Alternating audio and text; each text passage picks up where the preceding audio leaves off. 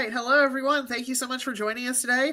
I'm Erin Creighton. I'm the Adult Services Department Head and Assistant Branch Manager for the Fredericksburg branch of the Central Rappahannock Regional Library. Today, I am happy to be joined, as always, for our Wealth Wednesdays by Lamont Brown. Lamont is the owner and wealth manager of Alna Wealth Management here in Fredericksburg, and he's here to talk to us about, kind of an end of the year wrap up. Like, let's review what we did financially and what we can do for next year, right? Yes, Thank you so much for being definitely. here. I'm looking forward to this. 12:10. This morning, I woke up with a special thing on my mind. I looked back at the year, the date 12:10, and I remembered that many years ago, this was the first day that I showed up to boot camp and began my Marine Corps journey that got me to where I am today. This was a day where I reflected on everything that had happened, but most importantly, I look forward to the future ahead. And that's what we're going to do today. We're going to reflect on exactly what happened in 2025. We're going to then take some time out to prepare for 2026. And then we're going to set an action to make sure that we are more successful in 2026 than we were in 2025. So without further delay, let's move forward, Aaron. So, a review is the most important part of this whole step. You have to understand what has exactly happened so that you can make those adjustments. If you don't know what happened, it's very hard to make adjustments. And you don't know what you're adjusting or whether or not this is going to have a positive or negative impact on your overall financial future. So, today we're going to start with that quick review. Let's get started.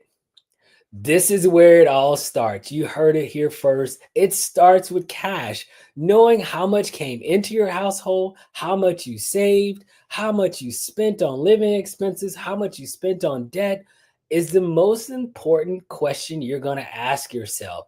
And then you want to start digging into the details and asking that next level question is, did my spending align with what I set out to do this last year? If I set out to save $1,000 and I only have 990, did I hit my goal? Well, no, you didn't, but it's a good move in the right direction. You want to be asking the question is, did my spending align? Did I hit all of my spending goals? Or did I have unexpected increases in spending? So over the last year, a couple things happened in my household. I had an unexpected expense here. I ended up going on the travel was not unexpected, but I ended up going on some travel here and there. And I want to know when those things happen, was I prepared? Because the next year I'm going to be even better and I'm going to be better than I was this year. And then you want to ask this question. Did my lifestyle creep? Did I buy too many extra of those things? Did I go and do more than I thought I should have? Did I buy a nicer this than I should have? Did I spend more eating out than I had anticipated? These are the questions you want to start to ask yourself because you may have that realization that maybe I need to adjust my budget or maybe I need to just adjust my spending. But this is where it starts. It starts in this review period where we just noted, got it. I understand what happened here, but you have to start with understanding.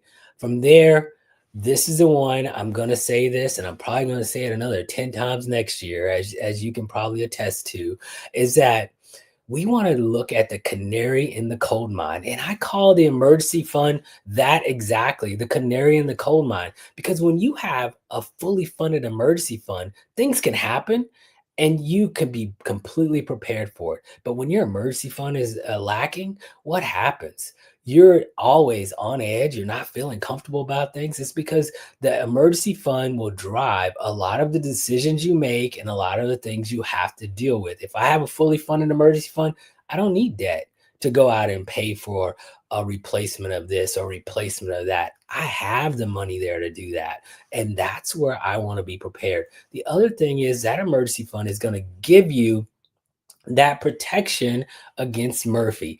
And whenever Murphy knocks, I never answer the door because why? I have an emergency fund. So you want to look at your emergency fund and you want to ask the question, how many months did I have when 2025 started? And how many months of spending do I have at the end of 2025? Did it go up? Did it go down? and you just want to know that number. You don't want to do anything at this point. You just want to know, did it go up? Did it go down? And then from there, you want to think about, did I meet my savings goal? Did I set out to hit that $1,000 a month or $1,000 in a year? Did I meet it? Yes or no? Quick answer. And you want to note all these things. This is going to be information that we're going to use later on to set our strategy for the year ahead. So now we've done this, we've reviewed our cash. Let's move on to the next one.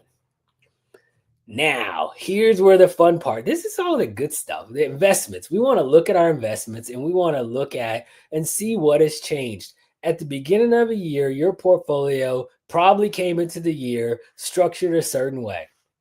Case in point, you came into the year and you said, I wanted to have 60% stocks and 40% bonds. That's not a recommendation. That's just what I started out with this year. So I came into the year knowing I wanted to have 60% stocks and 40% bonds. Well, over the course of the year, stocks have gone up and bonds have gone up. Well, what's happened? They're probably not exactly 60-40 anymore. So I want to know that. I want to know, how much did my allocation change over the course of the year? This is going to be something you want to know. If it's more than this, you may want to make a decision. If it's less than this, you may want to be making a decision, and you want to look at it from this eye. Did I increase my risk? Or did I reduce my risk over the course of the year by all of these shifts in my portfolio? Then I want to look at my contributions and ask the simple question, did I max out my contributions over the course of the year? Did I hit my savings rates? Did I do everything that I thought I was going to do over the course of the year for my investments? This is strictly for my investments. If you did, good on you. Note it. If you didn't, you want to note that too and start to think about that when we get into the next phase of this. From there, you want to look at your concentration. Concentration is that thing where you say, okay, I have stock, and this one stock is a large portion of my portfolio. If something happens to this one stock, my whole portfolio is going to go away or go down significantly. This is the point where you're going to note any concentrations. And this is a great time to do that because this last year, there's a lot of things that have gone up. Some of those positions that started out as a lower percentage of your portfolio at the beginning of the year, now they're probably a much larger percentage of your portfolio. And this is the point where you want to note that and put it in your bag of things to think about as we go through the rest of this planning process. So we've done our cash, we've done our investments. Let's shift to taxes next. Here's our tax review. And taxes, we're going to review them a little bit differently because you still have time to make changes that can impact taxes for 2025, could reduce taxes long term, and or you can support great causes that you care about. And you still have until the end of the month to do all of these things. So to reduce taxes over the course of for 2025, you could potentially contribute more to your pre-tax contributions in your 401k, or you can put money away in a traditional IRA. All of these things are meant to reduce your taxes for 2025. You can also make catch-up contributions. All of this is done to reduce your taxes in 2025. Now, looking beyond 2025 and making those long-term decisions for yourself, you still have room in the year to do Roth conversion. That's where you take a traditional IRA and convert it to a Roth IRA. This may be the opportunity for you as you know how much you made this year, and you can kind of talk to your tax professional and say, hey, is this a good year for me to consider doing a Roth conversion, considering I'm in the 12% tax bracket or I'm in the 22% tax bracket and I want to do those things? You want to ask that question now because you still have another 21 days until the end of the year. Now, it's not all 21 working days, but you do have time to still potentially reduce taxes over your lifetime. And then there's the backdoor Roth contributions that you're eligible for also. This is a great opportunity to consider all of that. Then finally, supporting great causes, this is a time where you can look at where you are in the year and say, I really want to support X. You can still make contributions to donor advised funds. You can still do qualified charitable distributions. You could still do annual gifting to family members or anyone you care about. And you can do it all right now before the end of the year. So tax review is a little bit looking forward, but you're also putting yourself in a better position for 2026. Next, now we've done everything. We've done our cash, we've done our savings, we've done our investments, we've done our taxes. Now we're going to get into the area. We're going to ask a hard question. Is my family protected? Was there anything that changed over the course of 2025 that has either changed the level of risk you have or reduced the level of risk you had?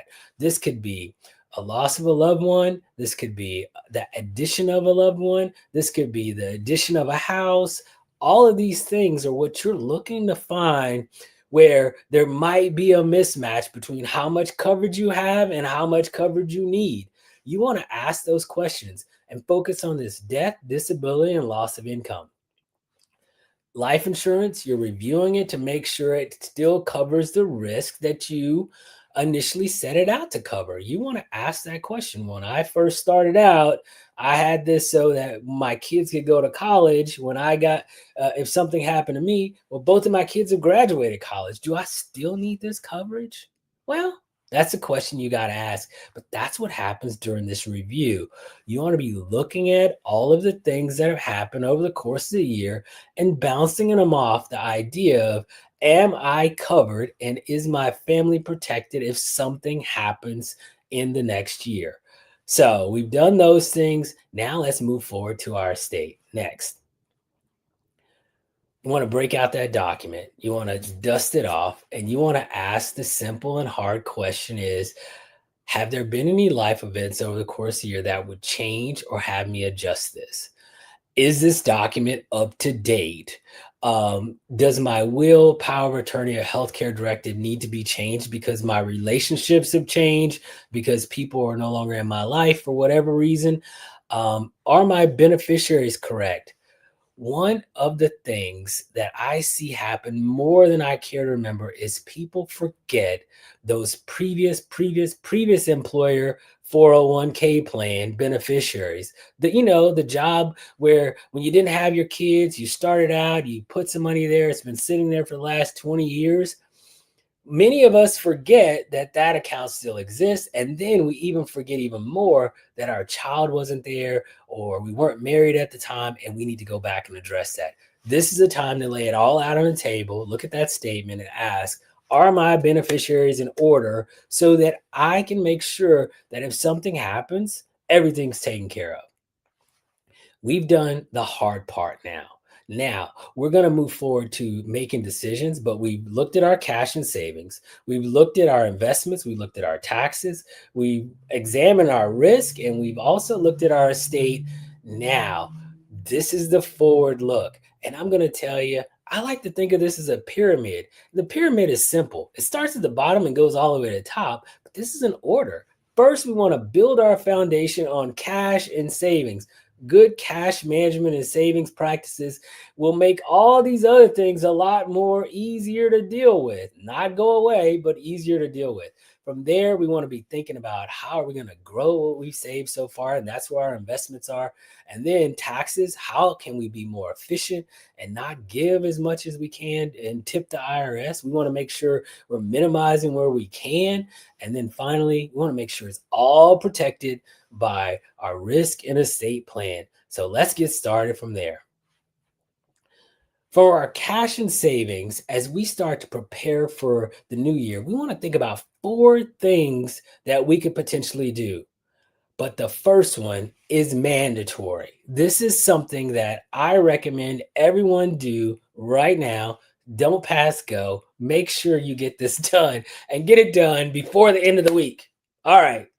Before to finish that up, I felt like my mother at this point. But anyway, a great person keeps me honest. But anyway, we map out all of our predictable expenses. Okay, here's a secret. Holidays and birthdays are predictable. We know exactly when those things are happening, and we want to be prepared for all of those so that no one in your family has to go through that period where you say, I didn't get a chance to save for you this year. You want to map this out right now. You want to also map out vacations, conferences, trips, anything that you know is going to happen. Also, map out any expenses. If you know in January of next year, you're going to go out and spend this on your home, you want to map that out. And you want to create a whole calendar. My wife and I spend about 3 weeks actually mapping out everything and then starting to allocate and put money to each one of those things and starting to figure out how we're going to make this happen. Most years we start out with the first question, how are we going to make this happen? And by the end of the year, we made it happen because we were prepared and we knew what was coming up down the road. It helps to level set the whole household and make sure that when you spend in January, you know that it may be impacting what you're going to do in June, but it forces you to now put it all on paper. Then you want to make a decision about your debt. And this is going to be a tough conversation that you need to sit Mr. Debt down and you want to talk to him directly or her directly and say, Mr. Debt, you're not ending the year with me. You definitely want to do that conversation. And you want to decide on which one of those debts you're going to get rid of. And you want to get rid of them and do it in a planned out way. If you're going to increase it from the start now. From there, you want to decide on your savings rate. I'm here to tell you it's December 10th, 2025, and you made it. If over the course of the year you had a period where your cash was building up, then that's an opportunity for you to really look at your savings and potentially increase your savings. So you want to be thinking about it from that perspective. If I felt comfortable all throughout the year, then maybe I can add a little bit more into my 401k, or maybe I can add a little bit more to my savings account to make sure that when this time changes, that I'm prepared. So you want to look at making a decision on how much you should increase your savings rate. And then finally, you want to rebuild or increase your emergency fund. If during the review you realize you only had 2.5 months of savings set aside for emergency, this is the time to decide and make a plan to make sure by the end of 2026 that you have how many months? 6 months set aside for your emergency fund. That's just the first part of these actions. So we're going to map out our predictable expenses. We're going to decide on debt. We're going to decide on our savings, and we're going to increase or rebuild our emergency fund.